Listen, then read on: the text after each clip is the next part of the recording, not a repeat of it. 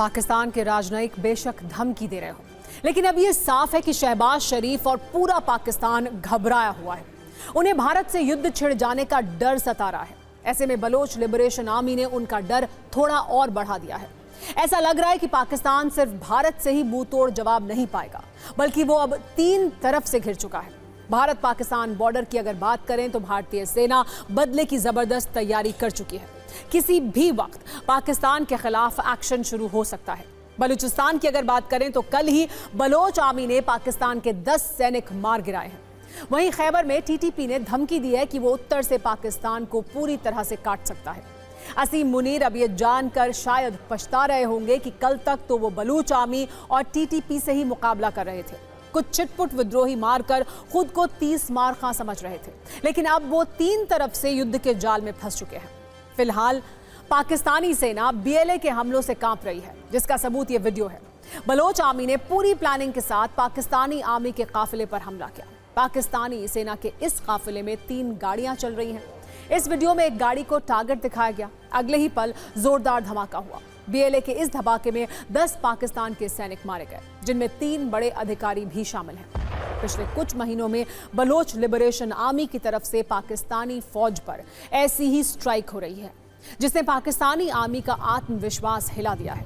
ऐसे में अगर भारत से युद्ध होता है तो पाकिस्तान का बुरा हाल होना तय है, क्योंकि 3 मोर्चों पर लड़ाई लड़ने के लिए पाकिस्तानी आर्मी से सैनिकों की कमी हो गई है।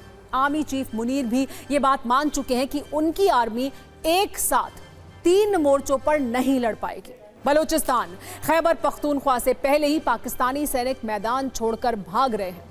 ऐसे में अगर भारतीय सीमा पर तैनाती के लिए बलूचिस्तान से सैनिक हटाए गए तो बलूचिस्तान की आज़ादी का रास्ता साफ हो जाएगा। वहीं खैबर में टीटीपी की धमकी भी शहबाज और मुनीर का बीपी बढ़ा रही है, लेकिन आसिम मुनीर कुछ नहीं कर पा रहे हैं, क्योंकि पाकिस्तानी सेना में उनके खिलाफ ही खुली बगावत है।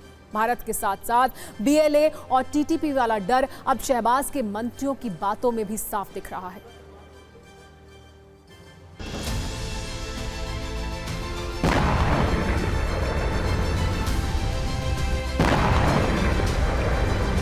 पाकिस्तान का ये डर यूं ही नहीं है। बीएलए ने पिछले कुछ दिनों से शहबाज की सत्ता का चैन छीन रखा है।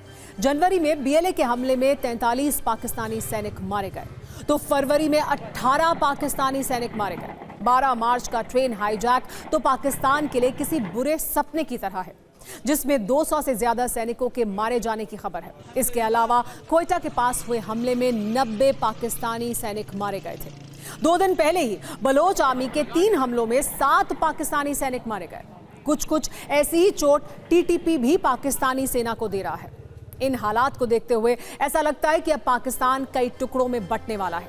भारत से युद्ध हुआ तो पाकिस्तान की हार निश्चित है। ऐसे में बलूचिस्तान और खैबर पख्तूनख्वा भी पाकिस्तान से छिन जाएं तो कोई हैरानी की बात नहीं है।